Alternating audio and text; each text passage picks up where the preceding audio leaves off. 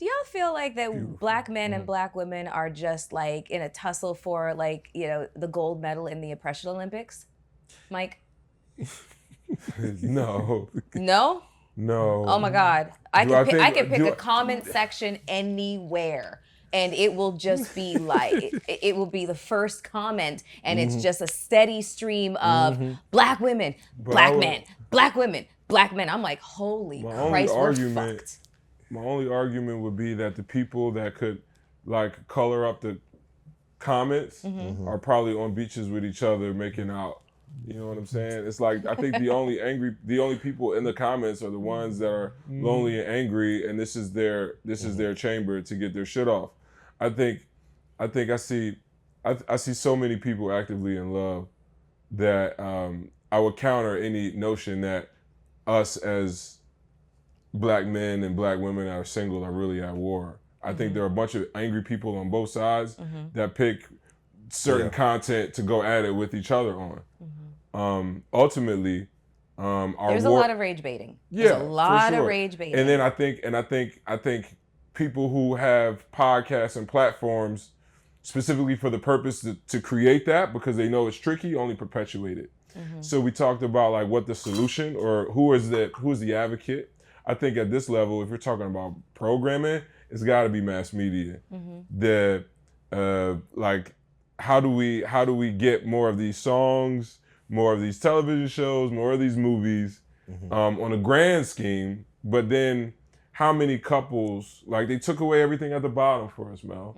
They took away our churches, they took away our community organizations. So like where do like-minded, loving people, where are they able to spread it? Because it's got to come from top down and it's got to come from bottom up.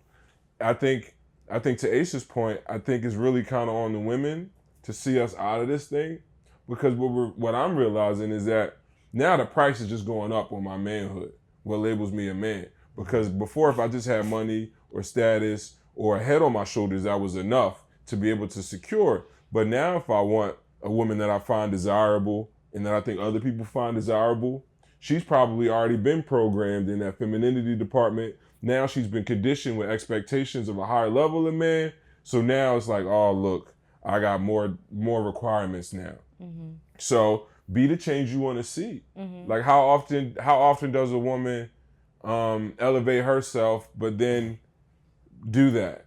It's not with the money. Like we don't have a chamber of women that are out here like, you know what, because I'm the breadwinner, I'm gonna do breadwinner things. We don't have women that say, you know what, because I've done the work, I have a black man that meets all of these things. It's like when you put your list together of what a partner is, I feel like a lot of women just have the best possible ranking in each thing. When men are just like, listen, if she's fine and she feel like she want to be mine, the rest of that shit we can figure out. You know, I got a slight, I don't want to call it a disagreement, but a counterpoint. Sure. The counterpoint, especially the question was it seems like there's a struggle for who's struggling Oppression more. Olympics, yep. Right. Who has it worse? I'm gonna say, just to answer it plainly, if men are taking pride in being leaders, you also have to take responsibility and accountability when your community is seeming to be misled. So that's the first thing. So like if women or men are going back and forth, somebody has to say, okay, if I want to be the big person in the room, because a lot of men want to be, then now you got to be the one to say, hey, maybe the example that I'm leaving for the women in our community to follow, because that's what women are doing. They're just emulating us. For real. The things we don't like about women. Look at you, bro. No, look, think about it. The things that men chastise women about now are the things we've been doing to them for years. When we think about the using money and status to define themselves, that's what we've been doing. You know what I'm saying? When you think about masculine traits, that's what we've been doing. And so now you have to look at yourself and you're like, hey, if I'm upset. Thank you for saying this, but Ace. it's the truth. It's true. If I'm upset with the women in my community, then maybe I need to hold a mirror to myself and brothers like me, right? Because we've left a bad example. But furthermore, both men and women, in order to stop this cycle though, because you end up just pointing at each other, somebody got to be the first person to point at themselves. And I think that has to be men. I think what's happening right now, just to give a different POV from like the woman's, from the woman's standpoint, is women, it's basically the first generation where we are changing the trajectory of our bloodline. You know, it's the first time where women are able to make an enormous amount of money, go to school, get a degree or a master's or a PhD in whatever profession, and then go into that profession and make a boatload of money. It's the first time where women are real, I hate boss babe, but they're able to not just have home ownership, but create real estate portfolios. We're able to do all of the things that just were not accessible to us at one point. And at one point we were just kind of relegated to just the two terms, wife, mother, or both. Now women can make choices that don't include those things if we don't want them to. And I think I think society at large is having a very difficult time. From the standpoint of a woman who has no children, who's successful and never been married, I get a lot, a lot of heat. So let me just say this. What I hear from women continuously is that the journey towards personal development and self-improvement for men and women have been very, very different.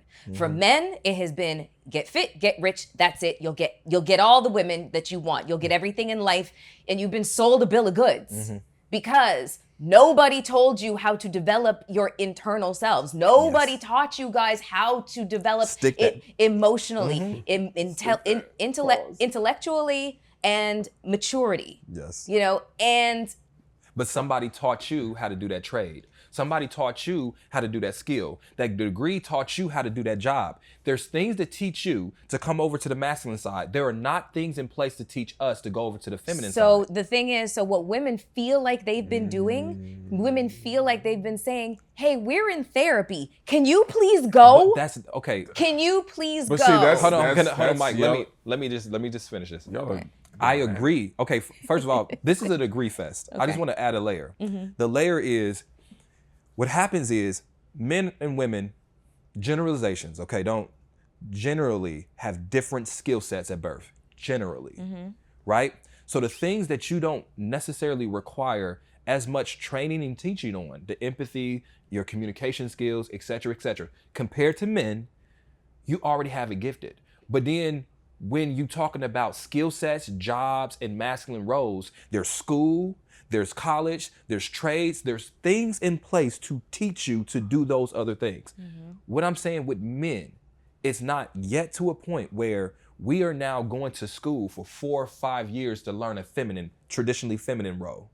Wait, give an example of that. So what I'm saying is, here's what I'm saying.